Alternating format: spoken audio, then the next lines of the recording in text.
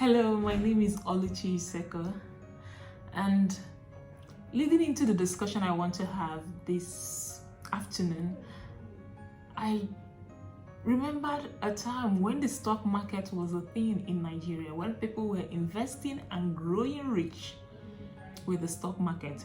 And I remember my husband told me a story about his own stock market journey, and he says he remembers a time when he knew it was time to sell everything, get his money out and do something with it.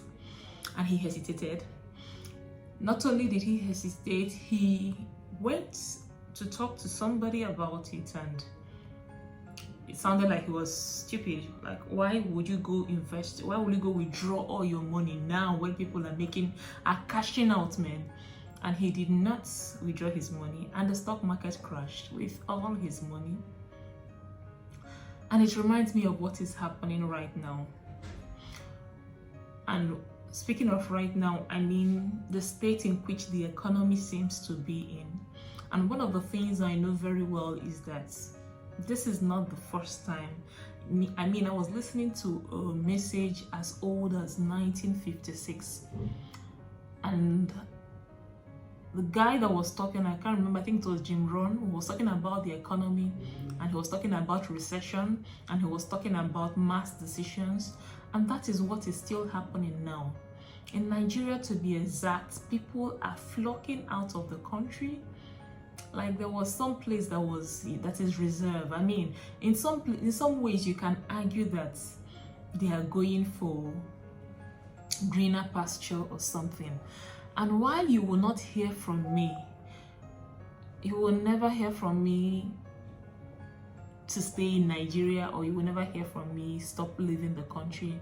But one thing I know is that all solutions usually pay the first time as better.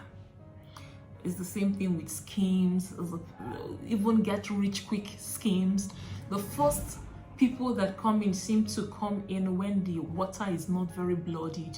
They seem to get the best of the cakes. As more people are, taking up a solution, the people who are joining just because of the mass effect, just because of the seemingly success rates of others, tend to go pick up the bones. Usually by the time they get there, there is nothing in it for them. And why am I saying this? In an economy that is like this, and you must know that things like famines, things like droughts has been since the beginning of time, and there are biblical prescribed ways to take care of it. And one of the things I really want to emphasize is that the people who are going to get the best of things are, number one, people who are taking actions because of an inner conviction, not because everyone is moving in that particular way. They are going to get the best out of it. I'm also reminded of the story of Naomi and Ruth in the Bible, and at a time they had come back to their land, and Ruth had gone to work with Boaz, and on working with Boaz, she had gotten to the point where Boaz had made her a promise that I'm going to see to it that the right thing is done for you. I'm going to go find out what's happening with the rest of kin closer to you. I'm going to go check that out, but you go home, go and stay. And by the time Ruth came back to Naomi, Ruth recounted the whole of this story to Naomi, and Naomi says something that I like very much. She says, "Now my daughter, you be still, because this man is not going to rest until he has done the thing which he has promised. He will see to this thing." And so most of the times, while trudging through, wondering, what should I do? Should I jump jobs? Should I take up another job? Should I leave the country? Should I listen to these offers? Look what everybody is doing. Now, the discipline of sitting still is called for, because if there is a God who has made you a promise, if there is a spirit within you that gives you direction, he will see to it that you are taken care of. that what has your own name written on it comes to you. And remember, for we Christians, sitting still is not a very passive kind of thing. It means kind of like doing the work required to abide in a place. It means if there is a business you are running, if there is a trade you are into, if there is a place you are working, double up, do it more. That is sitting still. If you are hearing from God concerning a matter, keep hearing.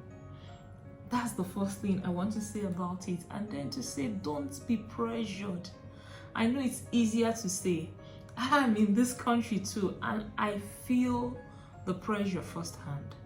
I get the mails, I get the offers. I have sat down and imagined what it will really look like. And so it's important that you know what is driving you at a time like this. In fact, one of my quick, meters to know whether I am being led by what is around me is if I am doing exactly what everyone is doing. That's usually, I have to really, be sure and get that inner conviction, especially every time I have to do what seems obvious, what everyone seems to be doing. I have to go in. But the moment it feels like I'm going against the tide, I know that I must be drawing from something stronger. And so every time you ask yourself, what is everyone doing? Are you doing what you are doing because you don't have a choice? Are you doing it because everyone is doing it? Once those questions, cannot be answered directly, you need to stop and ask yourself, under whose pressure are you working? And remember, I said it before, I mentioned it earlier, the first people who jump into any clean water, they seem to get the best. So once everyone is doing it, dear, the water is already muddied. And so I guess my message this evening is, think it through. Don't rush under the pressure. Don't follow the tide.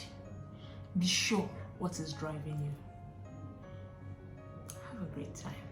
I hope this blessed you.